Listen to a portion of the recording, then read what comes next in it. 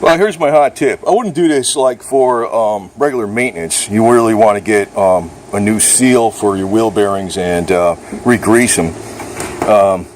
I think some of the new ones got like permanently sealed wheel bearings or something. I'm not sure what the hell they got. Mine, I like the old style. What I do actually when I grease these, I grease them, of course, in here real lot. And I pack so much grease behind this that, and even the what do you call that thing that goes through the wheel, you know, I don't know, big bolt, whatever. But what I do is I pack so much grease behind here that it squishes in there. There's like a load of grease in there. I put more, I got so much grease in there that I figure if, you know, it's not going to come out that easy. The one thing is, yeah, you want to use the right kind of grease, but the other thing is you want to make sure the bearings never go dry. Now, one thing, sometimes people just don't have time, or maybe they went through a lot of adverse conditions, and you know, maybe they're thinking, yeah, I got 5,000 miles before I check these, or whatever, 10,000 miles before I check these, and whatever. But if you don't want to mix types of grease, but say you're using, like I'm going to use this. You know, I've used Pennzoil marine grade wheel bearing grease for trailers. That it's designed to be submerged and it won't run out that easy. You know, it's designed to resist water. It's for high-speed applications. That's the same thing with this, you know. Irregular maintenance, high-speed bearings, high temperature, farm equipment, you know, decreased maintenance and extend component life. You know, I trust like Pennzoil and Lucas products. I mean, I'm sure there's other ones out there, made in the USA. Now, of course, the best way is to take the seal out and repack the bearings. Now, I clean them off with, I guess you could use kerosene, but I got so much diesel fuel, I usually clean them off with that versus gasoline, because this way it's less chance of scratching something.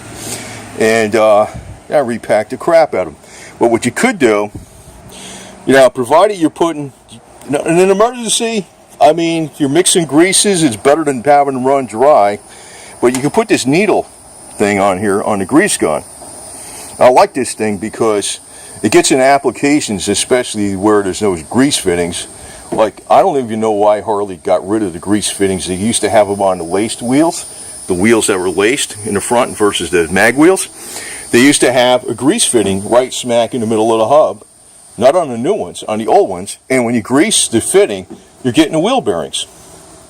I mean, as long as you grease, if you're putting grease on the swing arm bearings, the fork bearings, you know, whatever you call those things, the ones up in the head, on the neck, and the neck bearings on the fork, and the wheel bearings and swing arm, as I said, if you're greasing that stuff all the time, and it's got clean grease in there, those components basically aren't going to wear out.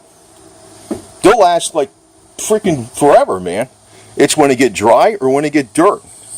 Now, what you could do, you'll notice, if you look at this very carefully, this lip, this is where it seals up with the axle. I meant to call it, but I call it the bolt, you know, the axle. You know, in other words, you got, you know, the axle's over here. What you can do is you can actually get this needle under here, not through this, under here, lift up this lip a little bit, and you can eject it all on these rollers.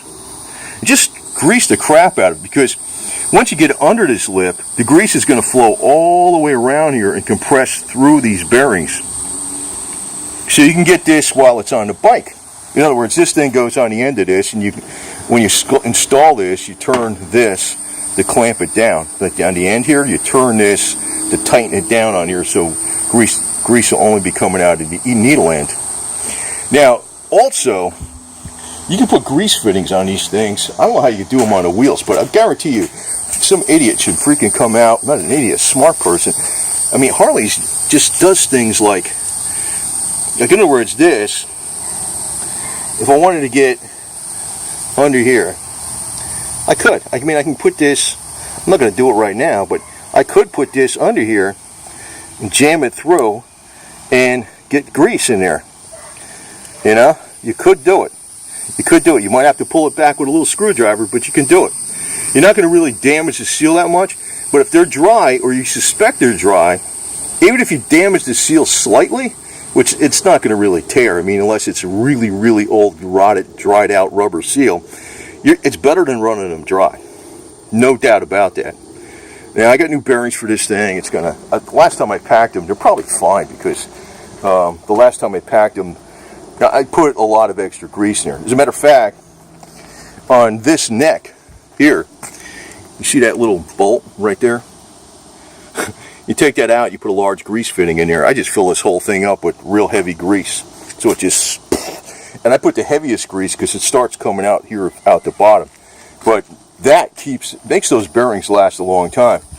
As a matter of fact, even when I did the swing arm the last time, I really didn't pull it all the way apart. I cleaned all around here, and it was a little easier to do it this way. I injected loads of grease in there. But what should be done on these things, there's a bearing here and a bearing here, and there's a retaining ring in between it.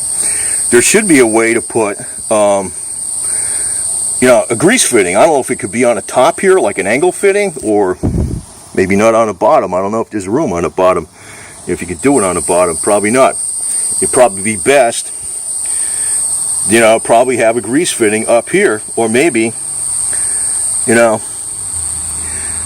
I'm not sure if you could put it on, the actual cup. I don't think there's room. But there should be a way to put a grease fitting up here so you could force out the grease from the back into the back bearing. Or whatever you would call it, the inner bearing and the outer bearing. And just, if you grease them, say you don't get it perfect, you just get that grease gun out there and you got the right kind of grease in it. Do it over. Just do it a few times. You can freaking do this every week. It's easy. Instead of pulling all this crap apart. Now, the deal is with this one, there's a bushing. What you could probably do is put a grease fitting up here on the top that's an angle. And drill a tiny hole through the bushing itself. Or maybe not. You just, you probably, even if it's like a 30-second hole, something like that, in the bushing itself that's lined up where the grease comes out, so it gets way in there. As long as you grease the crap out of this thing, nothing wears out. Nothing wears out. I like this needle bearing, this little needle thing, because you can get in a lot of spots, that you can't normally. And grease is actually a lot better than using even like oil. A lot of times it doesn't wear off as easy. Matter of fact, like this, somebody spray that down with WD-40, like where the clutch cable adjuster is. Hey, I put a coat of grease on that crap because the grease doesn't wear off. You notice also too, here's my K&N air oil filter I just put on. I took one of these stickers, which are vinyl. I chemically cleaned it with starting fluid and stuff, the oil filter, so there's no grease. I put that sticker on it. Then I gave it a few coats of this stuff, and believe me, that's going to last. That's going to last. That's not going to wear off. That sticker's not going to wear off of there. Besides, it's going to get changed, as you use the bike. It's not a permanent fixture. It's not like I put it on, I don't know, that thing or something like that. Yeah, that's an idea. You could just stick these. I figure I'll stick with the black oil filters, because the black oil filter is going to look more outstanding with that flag out there. You kind of notice these little tidbits. Matter of fact, I might put some. If there's any scratches on the chrome on the battery cover, put them right over there. We're gonna have I'm gonna take Cankles off of here. Cankles, the Hill of Beast. I'm gonna take her off of here. We got one coming from Australia that says powered by moonshine, high octane redneck fuel or something like that. It's a round one. It's about 4 inches, so cover about this big. I'll chemically clean this whole thing off and stick it on there. It's a high grade UV protective vinyl, good for like 7 years. And then I'll clear coat it a couple times with just that Rust-Oleum double hide clear coat's pretty good stuff, believe it or not. That's an amazing paint for some cheap spray can enamel. It really does stick on there good. I got it all on my signage over here and stuff. As a matter of fact, we got another sign coming called Hagaco Gasoline. There's a boss hog. But yeah, this you could get in here. You probably have to lift it up with a little bit of a screwdriver. I don't want to do it right now because I know there's a lot of grease in there, but if I was like I was a little bit worried about, taking a trip and I didn't have time to freaking do the bearings, I would inject some grease in there. Do it that way, because better than running them dry. If Harley Davidson had, they used to have, like I said, on the laced wheels. I don't have it today. They like the 70s and stuff. You had a grease fitting right here. You greased the wheel bearings right from the hub. I mean, they could actually make. They could probably make. They could do this. I mean, they could have like an axle, right? And you can have a little tiny 1/16 of an inch hole that has a port to right where the bearings are, and you can just grease them. And maybe if you don't like the way the grease fitting looks, put a little stainless steel bolt in there its place after you grease it. This way you can grease these. You could grease these all the time, and if you keep everything greased, these bearings ain't going to wear out if you're using the right kind of grease, like high performance, high speed, waterproof. Not waterproof, like marine grade, heavy duty, thick stuff that's not going to run out. It's made for wheel bearings.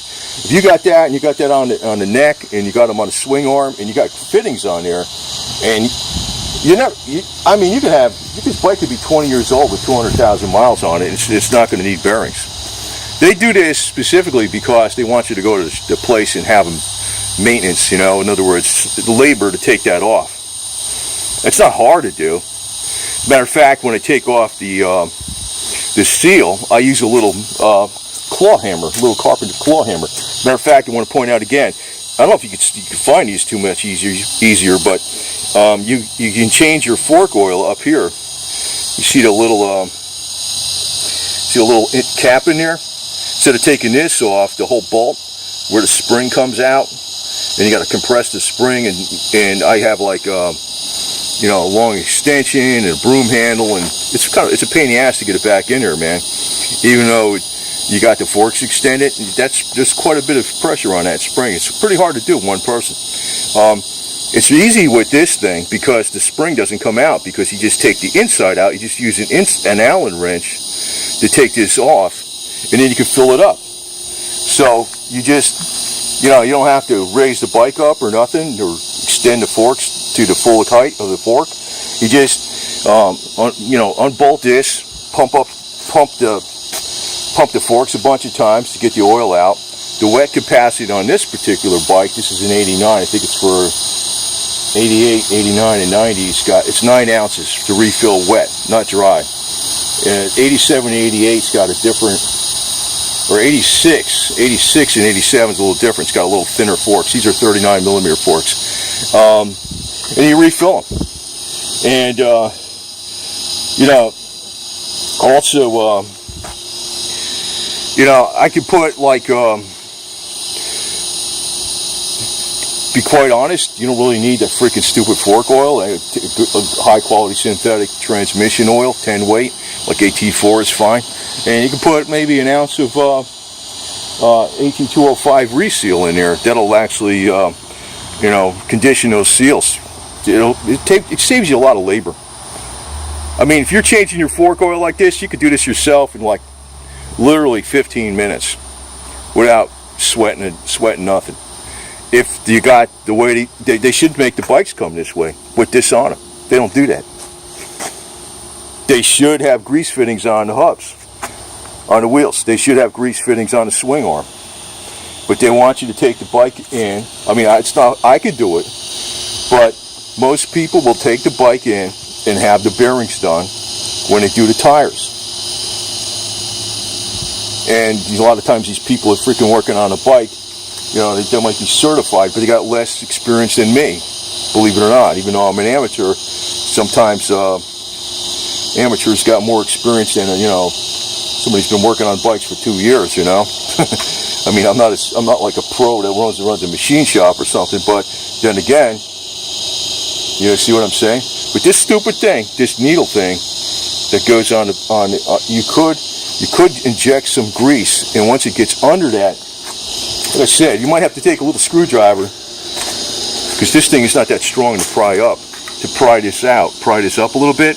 But when you're doing that, you pry this up a little bit, you notice right where it's getting at, right in here.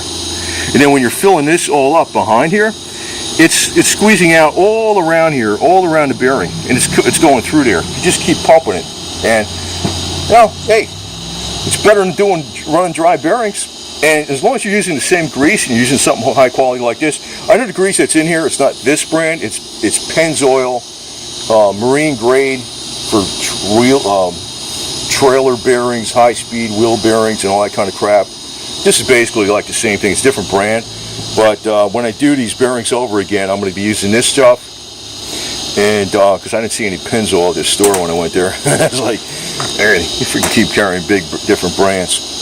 But I'll be doing this stuff, and if I have any doubts that the bearings might be a little dry, or maybe there's a lot of water was going through or something, I'll instead of pulling the crap apart just like this, and like I said, I use a little claw hammer to take these out. The claw hammer, it's a perfect seal puller. It's like a carpenter's claw hammer, right, for pulling nails, but a small one, a small head, fits right in here. 2 prongs, pops right the hell out like it's a.